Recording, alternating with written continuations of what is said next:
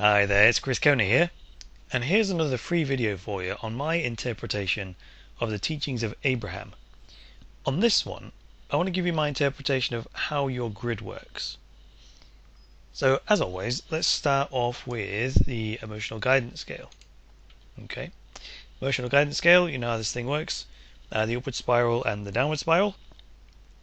But what I want to do, instead of displaying them side by side like this, I want to stick them one on top of the other, like this, because that's more of a realistic representation of how it works. You're not on one or the other. It's one spiral, right? So I want to change that up even more and put them like this. So imagine each one of those discs, as Abraham calls them, is like a pipe, yeah, a pipe through which energy could flow. And let's say this bucket-looking thingy is like a kind of a bare grid. So when you place an order, when you launch a rocket of desire, that then sets up a grid, which is like the wireframe, it's like the bare bone skeleton outline of the manifested reality that you want. And let's say this is a grid of a future reality that you want. And it's bare because there's no energy behind it, there's no manifestation, there's no physical representation of it, even though it's complete inside the vortex. And then let's say, Abraham says, like, when you're tuned in, tapped in and turned on. So let's take that literally and use a tap. So we'll use this tap to connect up to any one of those pipes. So each of those pipes, remember, is a potential source of energy, yeah, which can fill in our grid. So let's say we tap into the emotion of joy, freedom, love, appreciation, that one.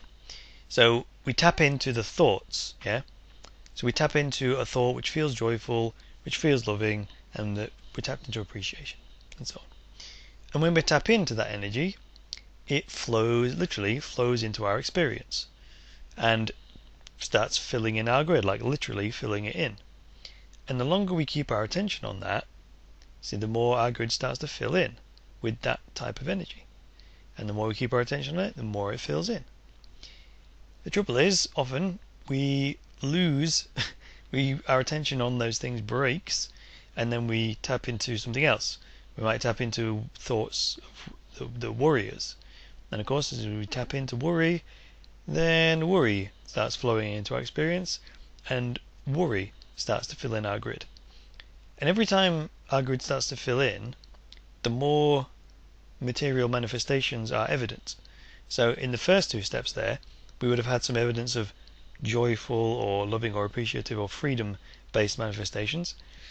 And then as soon as we start tapping into worry, more things to worry about flowed in.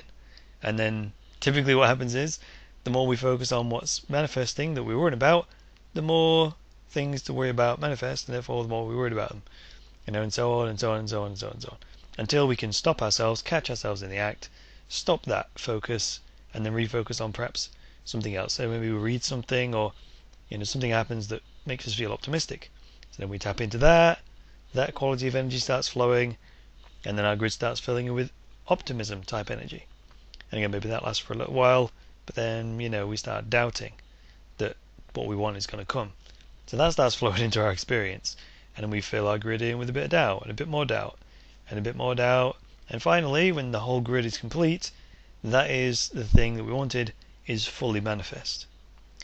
But if we look at it, what we wanted was something joyful, or something loving, or something appreciative. That was on the left there, was the ideal manifestation, the thing that would fill us with absolute joy.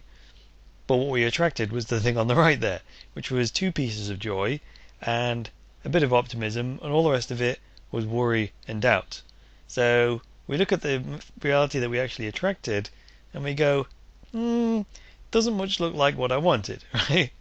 And that was because we didn't chronically hold our attention on thoughts that made us feel joyful, and therefore filled our grid in with anything less than joyful energy. So let's say we go back to that point where we were tapped into joy, and let's say we were able to keep that energy flowing.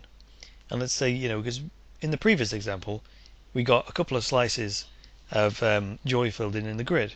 But let's say we continued with that, and we only had maybe the odd slice of doubt or the odd slice of worry.